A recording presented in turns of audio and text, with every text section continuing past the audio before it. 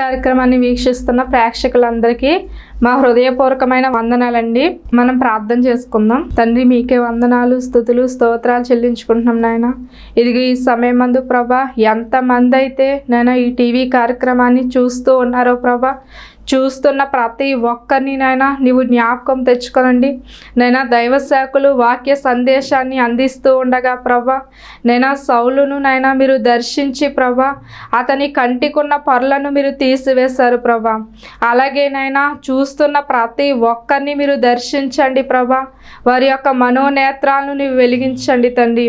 నీ వాక్యాన్ని వింటూ ఉండగా ప్రభా, వినగలిగిన చెవును, అర్థం చేసుకునే హృదయాన్ని ప్రతి ఒక్కరికి మీరు దయచేయండి తండ్రి.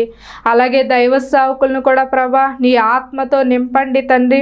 నేను అలాగే వింటున్న ప్రతి ఒక్కరూ ప్రభా వాక్యాన్ని విని వాక్య ప్రకారంగా వారి జీవితాలు కట్టుకోవడానికి మీరే కృప చూపి సహాయము దయచేయమని యేసు పరిశుద్ధ నామంలో అడిగి వేడుకొంచున్నాం తండ్రి, ఆమెన్. ఇప్పుడు దైవ సేవకులు వాక్య సందేశాన్ని అందిస్తారండి. మనందరం విందాం. మన ప్రభువును రక్షకుడైన యేసు క్రీస్తు ప్రశస్తమైన నామంలో మీ అందరికీ నా హృదయపూర్వకమైన వందనాలు తెలియచేస్తూ ఉన్నాను.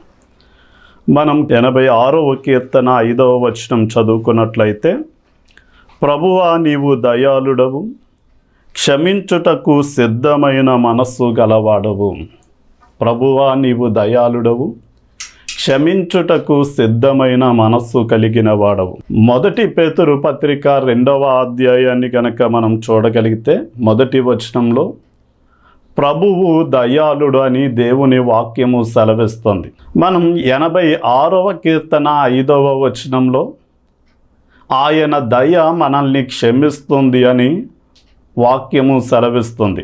సరే, మనల్ని దేవుడు ఎందుకు క్షమిస్తాడు అంటే మరలా పాపం చేయమని కాదు, కానీ మనము సమస్త విధమైన కపటాన్ని, మోసాన్ని విసర్జించి మన బ్రతుకులను మార్చుకోవడానికే ఆయన దయ కలిగి మన పాపములను క్షమించే దేవుడై ఉన్నాడు. ఈ రోజున మనం దేవుని దగ్గర క్షమాపణ ఎందుకు పొందుకోవాలో మనము గుర్తించాలి. అంటే మొట్టమొదటిగా పాపము, దాని యొక్క పర్యవసానం మనకు తెలిసి ఉండాలి. ఈ రోజున మన శరీరంలో పుట్టే దురాశలు, లేక మన చుట్టూ ఉన్న వస్తువులు, మనుషులు మనల్ని ప్రేరేపిస్తూ ఉండగా, సాతాను మనల్ని ప్రేరేపిస్తూ ఉండగా, మనిషి తన ఇంద్రియాలను నిగ్రహించుకునే శక్తిని కోల్పోయి దేవునికి అలాగే చట్టానికి విరోధంగా నేరము చేస్తున్నట్లుగా మనం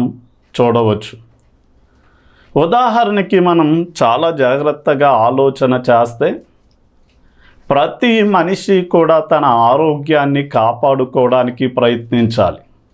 కానీ ఆరోగ్యాన్ని పాడు చేసేటటువంటి మద్యాన్ని, సిగరెట్లను, పొగాకును, గంజాయి వంటి వాటిని చాలామంది మనుషులు ఆసక్తిగా స్వీకరిస్తున్నారు.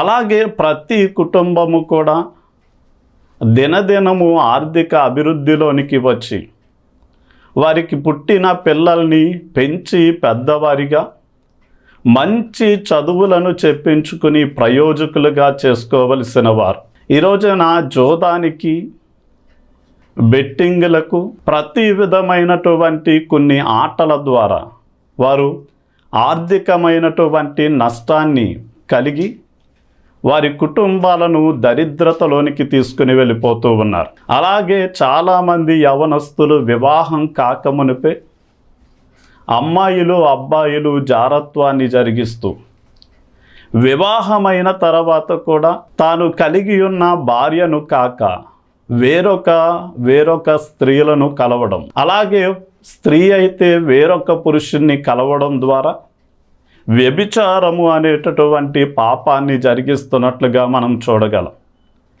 ఈ రోజున చట్టము ఎవరికి చుట్టము కాదు. నేరము చేసిన ప్రతి ఒక్కరికి శిక్ష తప్పక పడుతుంది అన్న విషయం మనము గ్రహించాలి. అంటే మనం శరీరాశల ద్వారానైనా, నేత్రాశల ద్వారానైనా, మనలో ఉన్న గర్వము ద్వారానైనా మనము పాపము చేశాము అంటే ఖచ్చితంగా దేవుని దృష్టిలో తప్పు చేస్తే ఖచ్చితంగా శిక్షను అనుభవించాలి. ఈ రోజున పాపము ఎలాంటిది అంటే కుదరని ఒక రోగము వంటిది అన్నది మనము గ్రహించాలి. అంటే ఒక వ్యక్తి శరీరం మీద పుట్టిన క్యాన్సర్ పుండైనా, లేక షుగరు పుండైనా, కుష్ఠరోగమైన, అది మెల్లమెల్లగా శరీరాన్ని, మాంసాన్ని, నరములను, ఎముకలను కూడా తినేసి ఆ వ్యక్తి నాశనమైపోయేలా చేస్తుంది. అలాగే తెల్లని ఆత్మ మీద పడినటువంటి పాపం అనే మచ్చ డాగు ఆ మనిషి యొక్క ఆత్మ పూర్తిగా నశించిపోయి నిత్య నరకాగ్నికి పాత్రులయ్యేలాగా మారుస్తుంది. అందుకనే మనకి మిరియాము అనేటటువంటి ఒక స్త్రీ దైవజనుడైనటువంటి మోషే మీద తిరుగుబాటు చేసినప్పుడు ఆమె శరీరం మీద కుష్ఠరోగం పుట్టినట్లుగా మనం చూడవచ్చు. అలాగే గొప్ప దైవజనుడైన ఎలీషాను మోసం చెయ్యాలి అనుకున్న గెహజీ నయమానుకు పోయిన కుష్ఠరోగాన్ని తాను చేసిన పాపము ద్వారా పొందినట్లుగా మనం చూడగలం. అలాగే మనం ఉజ్జియా రాజు కూడా గర్వించి దేవుని సన్నిధిలో ధూపం వేయడం ద్వారా కుష్ఠరోగాన్ని బహుమానంగా పొందుకున్నట్లుగా మనం చూడగలం. అంటే కొన్ని విధాలైన రోగానికి వైద్యము లేనట్లుగానే పాపం అనేటటువంటి మచ్చ డాగు ఆత్మను నశించిపోయేలా చేస్తూ ఉంటే దానిని మనంతటా మనం బాగు చేసుకోవడం కానీ, శుద్ధీకరించబడడం కానీ అసాధ్యమైనటువంటి విషయము అనేది మనం గ్రహించాలి. రెండవదిగా పాపము అనేది మనిషిని నిస్సహాయునిగా మార్చివేస్తుంది. ఉదాహరణకి యేసుక్రీస్తు వారు ఒక ఇంటిలో ఉండి సువార్తను ప్రకటిస్తున్న సమయంలో ఆ ఇల్లంతా కూడా జనములతో నింపబడింది. అలాంటి సమయంలో ఒక పక్షవాయువు వచ్చిన రోగిని నలుగురు మనుషులు మోసుకుని యేసయ్య దగ్గరకు తీసుకొచ్చారు. కానీ ఆయన దగ్గరకు తీసుకురావడానికి ఖాళీ లేని సమయంలో వారు ఇంటి పైకెక్కి పెంకులను తొలగించి ఆ పరుపుతో పాటు యేసయ్య ముందుకు ఆ పక్షవాయు రోగిని దించారు. అప్పుడు యేసయ్య, కుమారుడా ధైర్యంగా ఉండు, నీ పాపములు క్షమించబడ్డాయి అని యేసయ్య మాట్లాడాడు. అంటే ఈ రోజున మనిషికి కలుగుతున్నటువంటి రోగాలు అవి ప్రకృతిలో కలుగుతున్న వాతావరణ మార్పుల ద్వారా రావచ్చు. రెండవదిగా వయస్సు పైబడుతూ ఉండగా శరీరంలో కలిగిన మార్పుల ద్వారా రావచ్చు. అలాగే మన అజాగ్రత్త ద్వారా బాగా తడవడం, శీతగాలుల్లో తిరగడం, వర్షంలో తడవడం లాంటి అజాగ్రత్తల ద్వారా కొన్ని సమస్యలు రావచ్చు. అదే సమయమందు అపవిత్రాత్మల ద్వారా మనుషులకి అనారోగ్యాలు వచ్చినట్లుగా, అలాగే మనిషి చేసినటువంటి పాపము ద్వారా HIV వంటి కొన్ని విధాలైన రోగాలు సోకుతున్నట్లుగా మనం చూడవచ్చు. అయితే యేసుక్రీస్తు వారి ఎదుటకి దించబడిన పక్షవాయు రోగితో, కుమారుడా ధైర్యముగా ఉండు, నీ పాపాలు క్షమించబడ్డాయి అని యేసయ్య ముందు చెప్పాడు. అంటే బహుశా అతనికి వచ్చిన పక్షవాత రోగం అనేది అతడు చేసిన అపరాధం మూలంగా వచ్చి ఉండవచ్చు. అందుకనే యేసుక్రీస్తు వారు తన పాపాలను క్షమించి ఆ పక్షవాయు రోగిని మనం బాగు చేసినట్లుగా చూడవచ్చు. అంటే పక్షవాతం వచ్చిన వ్యక్తికి కాలు, చెయ్యి, మూతి లాగి అలాంటి వ్యక్తి తన చుట్టూ ఉన్న సమాజానికి కానీ, తన కుటుంబానికి కానీ, తనకు తాను ఎలాంటి ప్రయోజనము కలగజేసుకోలేనట్లుగానే ఎవరైతే వ్యసనాలకి, పాపానికి బానిసలైపోయారో అలాంటి వారిని పాపము ఏలుబడి చేస్తూ వారిని మెల్లమెల్లగా రోగగ్రస్తులుగాను, ఆర్థికంగా దిగజారిపోయేలాగా, కుటుంబాలలో వివాదాలను తీసుకొచ్చి మనశ్శాంతిని కోల్పోయి చివరికి వారిని వారు ఆత్మహత్య చేసుకునే ఆ దుస్థితిలోనికి తీసుకెళ్తుంది. కనుక పాపము మనల్ని నిస్సహాయ స్థితిలోనికి నెడతాది అన్న విషయం మనం గ్రహించాలి. ఇక అందులో మూడవదిగా పాపము మనల్ని ఖచ్చితంగా శిక్షకు గురి చేస్తుంది అన్న విషయం మనం గ్రహించాలి. యేసుక్రీస్తు వారు దేవాలయంలో సువార్తను ప్రకటిస్తూ ఉన్న సమయంలో కొంచెం మంది రాళ్లను పట్టుకొని ఒక స్త్రీని తరుముకుంటూ వచ్చారు. ఈమె వ్యభిచారంలో పట్టబడింది గనక ఈమెను రాళ్లతో కొట్టి చంపుతాము అని. అంటే పాపము మనల్ని ఏం చేస్తుంది అంటే శిక్షకు గురి చేస్తుంది అన్న విషయం మనము గ్రహించాలి. దేవుడు అధికారులైన వారిని మన మీద ఎందుకు ఉంచాడు అంటే వారు కీడు చేసే వారికి ప్రతిదండన చెయ్యాలి అని, అలాగే మంచి చేసే వారికి వారు సన్మానించి అలాగే అలాంటి వారిని సంరక్షించాలి అని దేవుడు సమాజంలో పెద్దలైన వారిని, అధికారులైన వారిని ఉంచాడు. అయితే వారి ద్వారా మనకు ఎలాంటి శిక్షా విధి కలగకూడదు అంటే మనము కీడు చేయడం మానేసి మేలు చేయాలి. అలాగే పాపము వలన వచ్చు జీతము మరణము అని దేవుని వాక్యం సెలవిస్తుంది. అంటే అగ్ని ఆరని ఆత్మ చావని నిత్య నరకంలోనికి వెళ్ళిపోయే పరిస్థితి పాపము తీసుకొని వస్తుంది.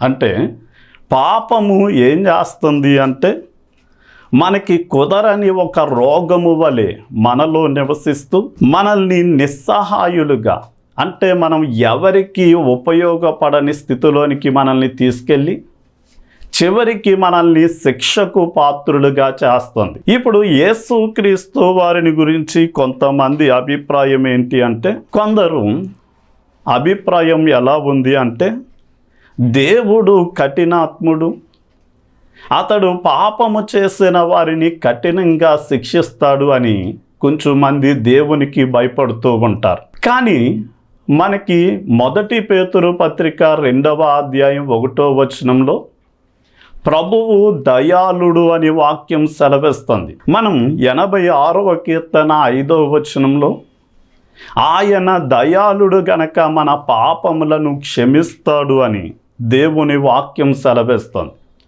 అంటే దేవుడు పాపము చేసిన వారిని కఠినంగా ఆయన శిక్షించడు, కానీ వారు మారడానికి ఆయన అవకాశాన్ని ఇస్తాడు. అందుకనే 1 పేతురు పత్రిక 2వ అధ్యాయం 2వ వచనంలో సమస్త విధములైన కపటాన్ని, దుర్మార్గాన్ని మీరు విసర్జించండి అని దేవుని వాక్యము సెలవిస్తుంది. ఒకరోజు నా పేతురు వచ్చి, ప్రభువా, నా సోదరుడు నా ఎడల తప్పిదము చేసిన ఎడల నేను ఎన్ని మారులు అతనిని క్షమించాలి అని అడిగాడు. ఆ మాటకి యేసు ప్రభువుల వారు, నేను 7 మారులు మట్టుకు క్షమించమంటావా అన్నాడు. ఎందుకు ఆ మాట అని ఉంటాడు అంటే, పేతురు ఇంతకు ముందు ఎవరి దగ్గర అయితే వారికి బోధకులుగా ఉన్నారో వారు నీ సహోదరుడు నీ ఎడల తప్పిదము చేస్తే 1 సారి 2 సార్లు, అంతగా అయితే 3 సార్లు క్షమించు అని నేర్పించి ఉండవచ్చు. కానీ ఇప్పుడు పేతురు, నేను వారి కంటే విశాలమైన హృదయం కలిగిన వాడిని ప్రభువా, ఒకవేళ నా సోదరుడు నా ఎడల తప్పిదము చేస్తే 7 మారులు క్షమించమంటావా అని అడిగినప్పుడు, యేసయ్య 7 మారులు మట్టుకు కాదు, 70 ఏళ్ల మారులు మట్టుకు నీవు క్షమించు అని ఆయన సెలవిచ్చారు. ఈ రోజున 70 ఏళ్ల మారుల మట్టుకు అంటే అర్థం ఏంటి అంటే, నీవు లెక్కించలేని అన్నిసార్లు క్షమించడము ద్వారా క్షమించే హృదయము నీలో గుణము ఏర్పడుతుంది అని దేవుడు సెలవిస్తున్నాడు, యేసయ్య సెలవిస్తున్నాడు. అందుకనే యేసయ్య ఒక ఉదాహరణ చెప్పాడు. ఇదిగో ఒక రాజుకి అప్పు పడినటువంటి ఒక దాసుడు ఉన్నాడు. అంటే 10,000 తలాంతులు అతను అప్పు తీసుకున్నాడు. అంటే 1 తలంతు సుమారుగా 3,600 రూపాయలు, అంటే 10,000 తలాంతులు, అంటే కొన్ని కోట్ల రూపాయలు అప్పుపడ్డాడు. అయితే యజమాని ఆ దాసుని పిలిచి, నీవు తీసుకున్న అప్పు చెల్లించు అని అడిగినప్పుడు అతడు, అయ్యా, నా దగ్గర అప్పు తీర్చడానికి ఏమీ లేదు, నా పట్ల ఓర్చుకో అన్నప్పుడు, లేదు లేదు, నీకు కలిగినది యావత్తు అమ్మి నా అప్పు నాకు ఇచ్చేయి అన్నాడు. వెంటనే ఇతడు తన పాదాల మీద సాష్టాంగపడి, అయ్యా, నా ఎడల కొంచెం ఓర్చుకో, నేను నీ అప్పు తీర్చేస్తాను అన్నప్పుడు ఆ యజమాని కనికరపడి, ఇతడు అన్ని కోట్ల రూపాయల అప్పును క్షమించలేడు అని గ్రహించి తన అప్పును పూర్తిగా క్షమించి, వెళ్ళి నీ భార్య పిల్లలతో సంతోషంగా బ్రతుకు అని పంపించేశాడు. కానీ అతడు వెళ్తూ ఉన్న సమయంలో అతనికి 100 దేనారాలు అనగా 50 రూపాయల అప్పున్న ఒక వ్యక్తి ఎదురుపడ్డాడు. అయితే ఇతడు వెళ్ళి, నా 50 రూపాయలు నాకు ఇవ్వి అని అడిగాడు. అతడు, నా పట్ల ఓర్చుకో, నేను నీకు 50 రూపాయలు అప్పును చెల్లిస్తాను అన్నాడు. నాకు ఇప్పుడే ఇస్తావా చస్తావా అని అతనిని పట్టుకుని కొట్టి చెరసాలలో వేయించాడు. ఈ విషయం కొంచెం మంది దాసులు వచ్చి, అయ్యా, నీ యొక్క దాసుడు నీవు కొన్ని కోట్ల రూపాయలు అప్పును క్షమిస్తే అతడు తన పొరుగువాని 50 రూపాయలు అప్పును క్షమించలేదు అని చెప్పినప్పుడు యజమానికి చాలా కోపం వచ్చి అతడు అప్పు చెల్లించేంత వరకు అతనిని చెరసాలలో దెబ్బలు తినడానికి అప్పగించాడు. ఈ రోజున కోట్ల రూపాయలు అప్పు పడిన వ్యక్తి ఎవరు అంటే, నీవు నేనే అనే సత్యాన్ని మనం గ్రహించాలి.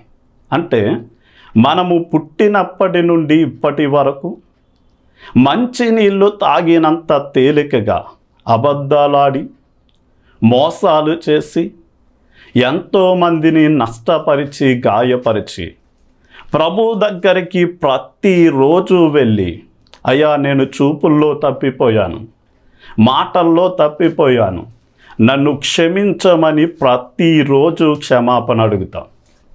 కానీ ఆ పొరుగువాడు మన ఎడల చేసిన తప్పిదాన్ని గురించి మనం ఒకసారి అయితే క్షమిస్తాను, లేక 2 సార్లు అయితే క్షమిస్తాను, 3 సార్లు అయితే క్షమిస్తాను, కానీ ఇంతకు మించి క్షమించడం నా వల్ల కాదు అని మనం చాలా అభ్యంతరాన్ని వ్యక్తం చేస్తాం.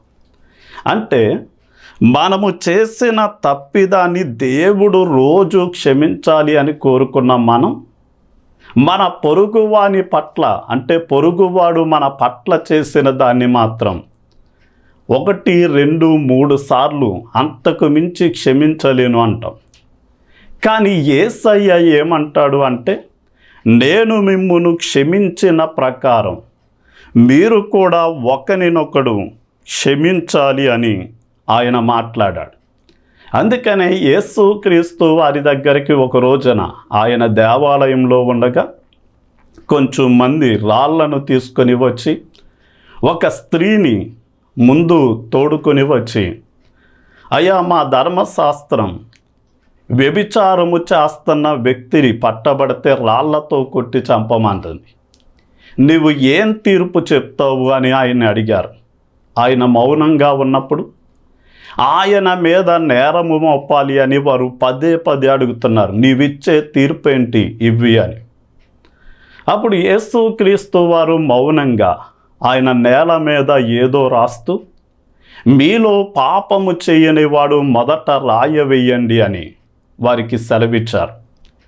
వెంటనే అందరూ కూడా ఆలోచించుకున్నప్పుడు ఆమె చేసినట్లుగానే వ్యభిచారము చెయ్యకపోవచ్చు, కానీ ప్రతి ఒక్కరూ ఏదో ఒక విషయంలో తప్పు చేసిన వారే కనుక అందరూ రాయులు అక్కడ విడిచిపెట్టి వెళ్ళిపోయారు. అలాంటి సమయంలో యేసయ్య తలెత్తి, అమ్మా, ఎవరు నీకు శిక్ష విధింపలేదు కదా అన్నాడు. అవును ప్రభువా, ఎవరు విధించలేదు అన్నప్పుడు, నేను నీకు శిక్ష విధించను, కానీ నీవు వెళ్ళి ఇక పాపము చెయ్యొద్దు అన్నాడు. అంటే యేసయ్య దయాళుడై మన పాపాలు క్షమించడం. ఎందుకు క్షమిస్తాడు అంటే మనం మరలా పాపము చేసి పాపంలో కొనసాగాలి అని కాదు. పాపంలో కొనసాగుతున్న మనం పాపాన్ని విడిచిపెట్టి పరిశుద్ధంగా జీవించడానికి మనకొక అవకాశాన్ని ఇవ్వడానికి.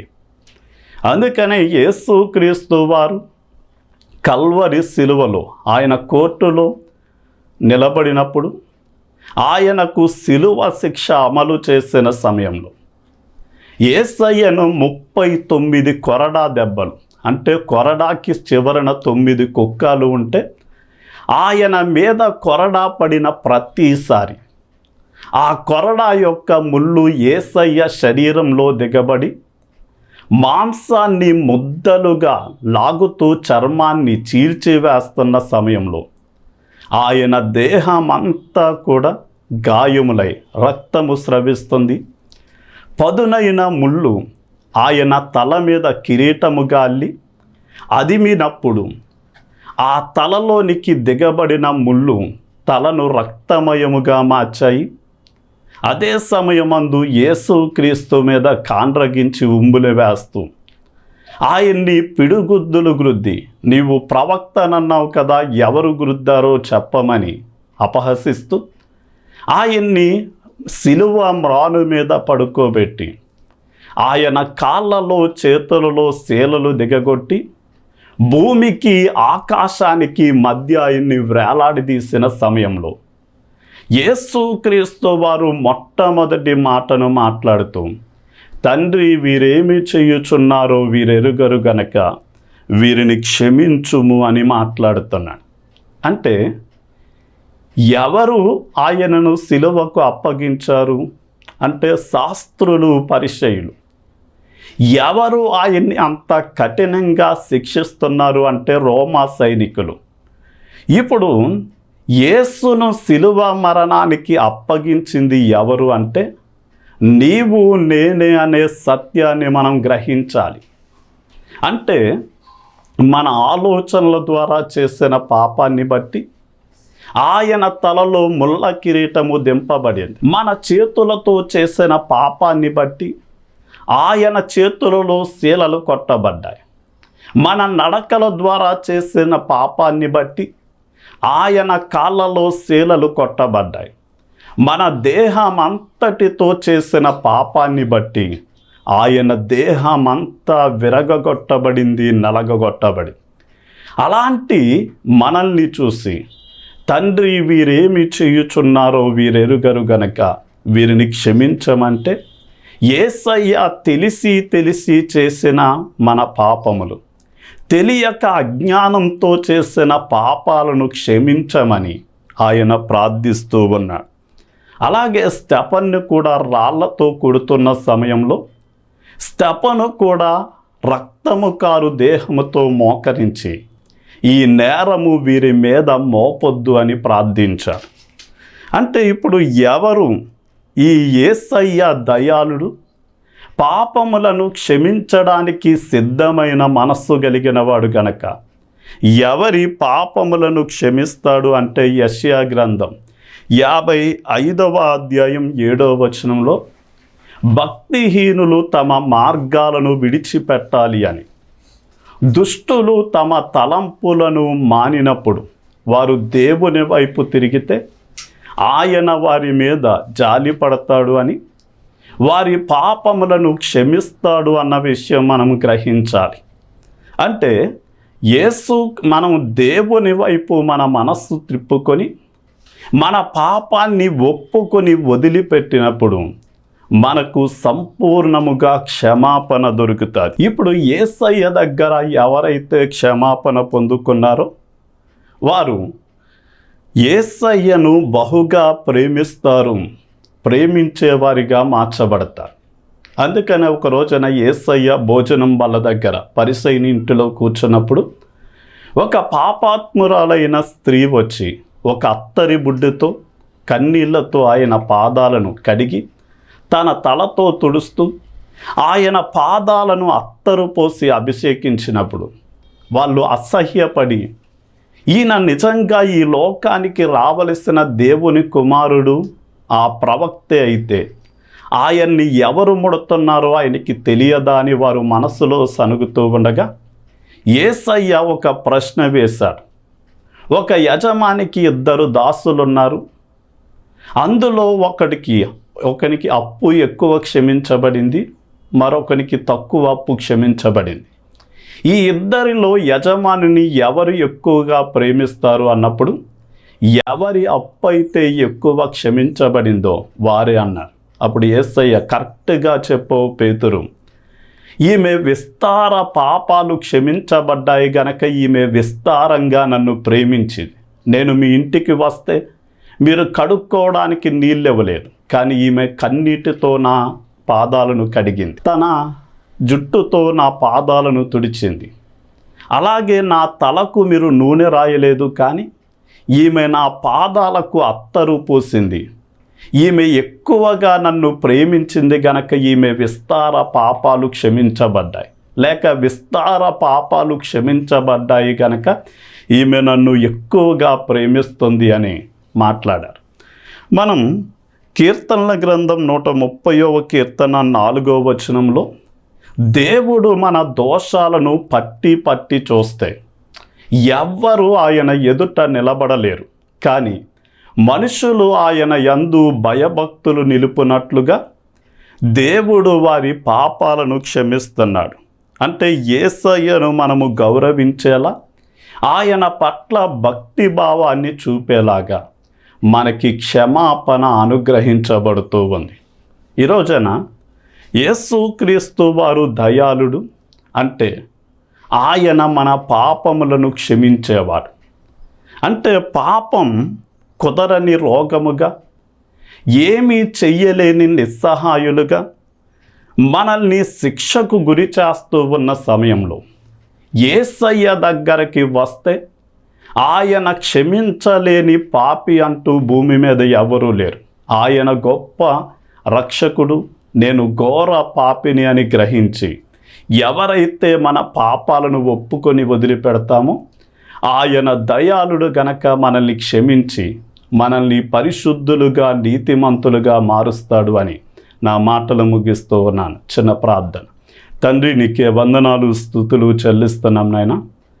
ఎవరైతే ఈ మాటలు వింటూ ఉన్నారో నీవు దయాళుడైన దేవుడవు గనక నాయనా, ఎలాంటి పాపములో వారు ఉన్నప్పటికీ నాయన ఆ పాపము వారిని నశింప చెయ్యక మునిపే తమ తప్పు తెలుసుకుని నీ దగ్గరకి వచ్చి పశ్చాత్తాపముతో వారి పాపాలను ఒప్పుకొని వదిలిపెడుతూ ఉండగా వారిని క్షమించి వారు నిన్ను ప్రేమించేవారిగా, నీ అందు భయభక్తులు నిలుపునట్లుగా వారిని క్షమించి నీ దయా దాక్షిణ్యములను వారికి చూపించి మేలు చేయమని యేసు నామంలో అడిగి వేడుకున్నాం తండ్రి.